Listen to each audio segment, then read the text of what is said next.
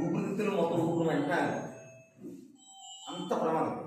ఇది ఎంత బ్యాక్టీరియా అంటే ఇప్పుడు మనం బయట వెళ్ళేసి వచ్చామా, లోపలికి వస్తే మన కాలు నుంచి చాలా చెత్త రాదు, ఆ చెత్త బ్యాక్టీరియా అంతా ఇందులో ఉంటుంది. ఇలాంటి చెత్త బ్యాక్టీరియా ఏం చేస్తాం, మనం లైజర్ పెట్టి, లైజర్ అంటే ఇంట్లో మనం వాడే లైజర్ ఉంటుంది కదా, ఇలాంటిది కదా లైజర్, ఇలా ఉంటుంది, ఇలాంటి దాన్ని క్లీన్ చేస్తాం. ఓకే, ఇప్పుడు ఈ బ్యాక్టీరియా మీ ఇంట్లో ఫ్లోర్ ఈ బ్యాక్టీరియాతో ఇలా పాడైపోయింది.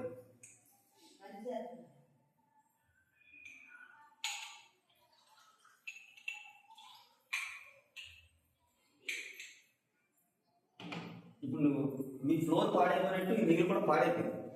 ఇప్పుడు దీన్ని మీరు ఇంట్లో ఫ్లోర్ క్లీనింగ్ చేస్తున్న లైజర్ కదా, మరి బ్యాక్టీరియా అంతా పోవాలి కదా, శుభ్రం అవ్వాలి కదా, ఇందులో ఉన్నంత వేసేద్దాం. ఇందులో వేసాను చూడండి, నేను బ్యాక్టీరియా పోయిందా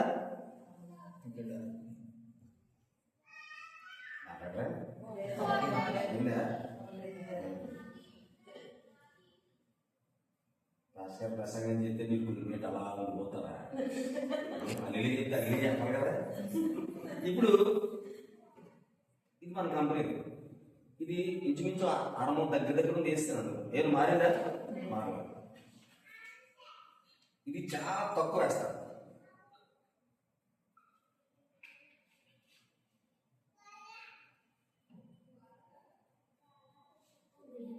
అప్పుడప్పుడు మెదక్ చేద్దామా కదా, నువ్వు అక్కడి నుంచి ఎలా అను అలా అంటుండు, పలుకు చాలా కదా అలా అంటూ నేను అప్పకి దబ్బర వేసే రకంగా చేయగలను.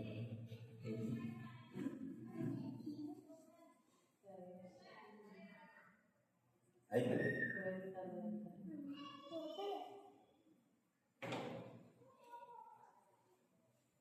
ఉందా, పోయిందా, ఏం నీళ్ళు వేసామో నీళ్ళు అస్సలు ఉండను.